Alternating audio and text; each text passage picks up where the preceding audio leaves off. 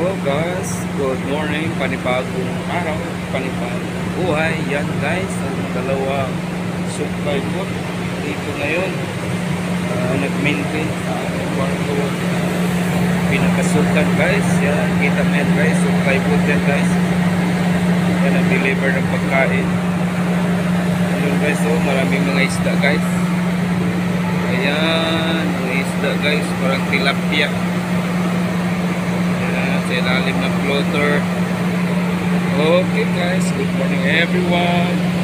Ang ka-share ko ngayon na topic ngayon guys, pag dito tayo sa ibang bansa, kailangan pray lang tayo na successful ang ating pamumuhay, ating pagtatrabaho, na safe sa ating pagtatrabaho kasi malayo na sa pamilya.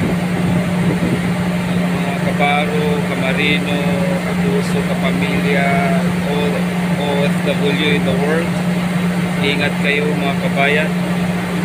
Always na tayo mag-pray para sa ating pamilya doon sa Pilipinas.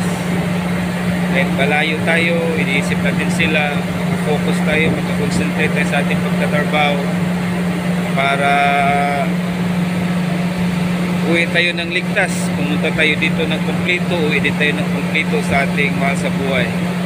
Yan guys, hanggang dito muna ang ating topic kaya ng kaligtasan. This is DJ Freeman Vlog. Mabuhay, ang gandang sunset guys. Bye bye. See you my next vlog.